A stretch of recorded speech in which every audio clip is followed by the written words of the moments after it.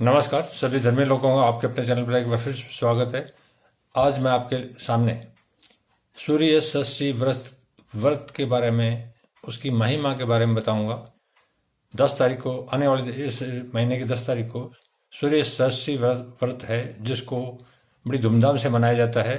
इस व्रत की बहुत महिमा है और पूरे भारतवर्ष में सूर्य की पूजा की जाती है।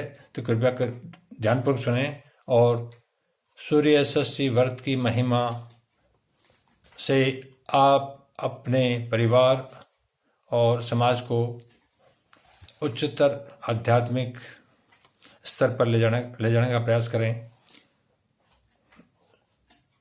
सुमंतु मुनि बोले, राजन, अब आप भगवान सूर्य को अत्यंत प्रिय सूर्य षष्ठी व्रत के विषय में सुने। सूर्य षष्ठी व्रत करने वाले को जितेंद्रिय, मतलब इंद्रियों पर जिसका काबू हो, जो इंद्रियों को अपने वश में कर सकता हो, एवं क्रोध रहित होकर अयाचित व्रत का पालन करते हुए भगवान सूर्य की पूजा में तत्पर रहना चाहिए। व्रती को, जो व्रत कर रहा है, उसको अल्प और सात्विक, थोड़ी मात्रा में भोजन और सात्विक, किसी तरह का मांस इत्यादि अंडे नहीं होने चाहिए। सात्विक भोजी तथा रात्रि भोजी होने चाहिए, अर्थात दिन में कोई भोजन न करे। इस सूर्य षष्ठी व्रत को सिर्फ रात्रि को ही भोजन किया जाए, दिन में व्रत किया जाए। स्नान एवं अग्नि कार्य करते रहना चाहिए। जितनी बार स्नान किया जाए उतना ही अच्छा है, और अग्नि करते रहना चाहिए, अर्थात दीपक जलाओ, हवन करो इत्यादि, और उसमें भोग लगाओ, और अतिशयी होना चाहिए। अब मैं आपको बताता हूं दिन में सूर्य का महत्व क्या है। मध्याह्न में देवताओं द्वारा, अर्थात दिन के मध्य भाग में देवताओं द्वारा, पूर्वा में ऋषियों द्वारा, अपराह में पितरों द्वारा और संध्या में गुहकों द्वारा भोजन किया जाता है। अतः इन सभी कालों का अतिक्रमण कर सूर्यवर्ती के भोजन का समय रात्रि माना गया है। अर्थात सूर्य षष्ठी व्रत के दिन पितर, देवता, ऋषि और गुहकों को दिन भर भोजन प्राप्त होता है, इसलिए उस दिन के काल को टाल देना चाहिए और रात्रि के ही समय सूर्यवर्ती को भोजन करना चाहिए। मार्गशीर्ष मास के कृष्ण पक्ष की षष्ठी से व्रत प्रारंभ करना चाहिए। इस दिन भगवान सूर्य की अंशुमान नाम से पूजा करनी चाहिए,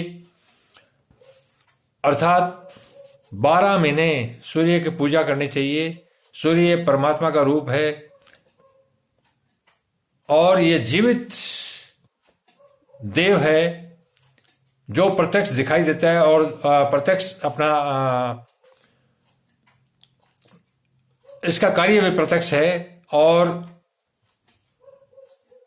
इसकी महिमा भी प्रत्यक्ष है।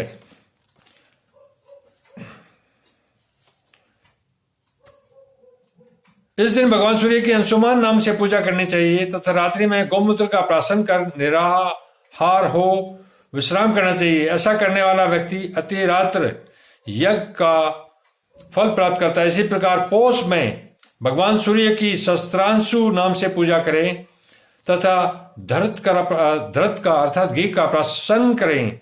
इससे वाजपेयी यज्ञ का फल प्राप्त होता है। माघ मास में कृष्ण पक्ष की षष्ठी को रात्रि में गो दुग्ध पान करें, अर्थात गौ माता का दूध ही पिए।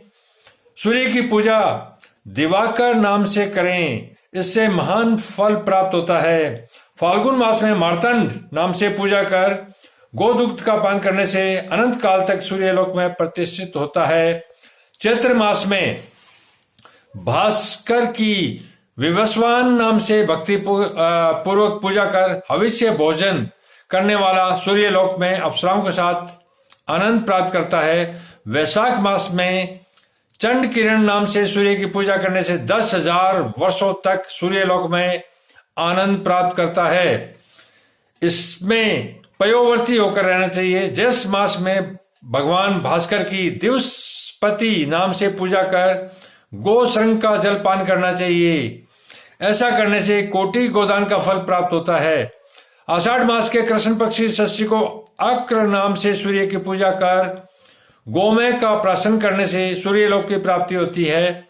श्रावण मास में ये बहुत महत्वपूर्ण महीना है श्रावण मास। श्रावण मास में अर्यमा नाम से सूर्य का पूजन कर दुग्ध पान करें अर्थात दूध पिए। ऐसा करने वाला सूर्य लोक में 10,000 वर्षों तक आनंदपूर्वक रहता है।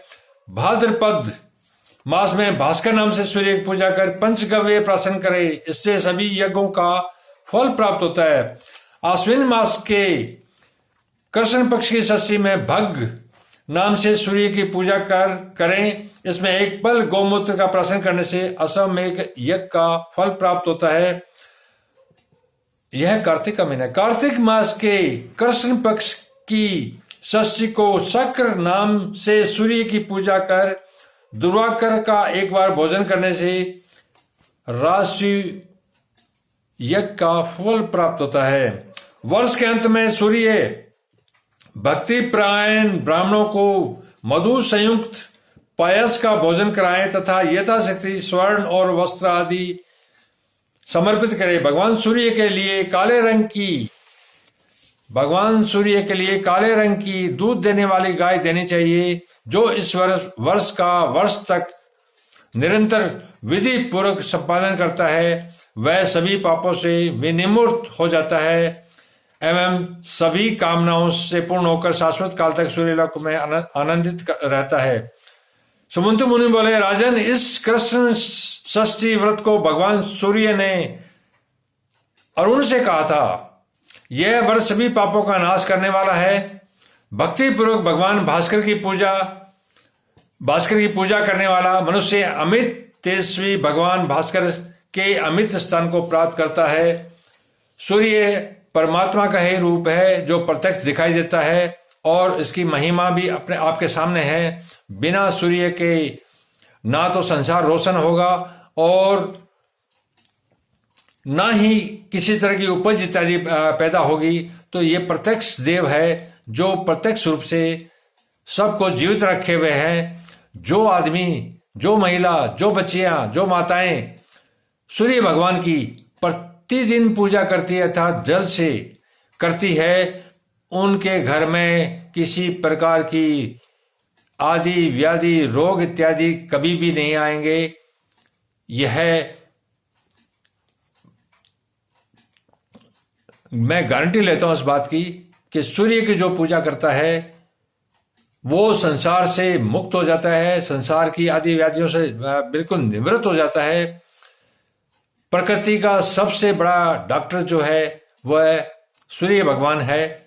तो जो सूर्य की पूजा करता है और प्रतिदिन प्रत्येक महीने जैसे जिस विधि से मैंने बताया है वह कभी बीमार नहीं पड़ता और शतायु जब तक उसका जीवन है वो बिल्कुल निरोग रहकर स्वस्थ रहकर जीता है और उसके घर में धन्य धान्य इत्यादि की कोई कमी नहीं आती।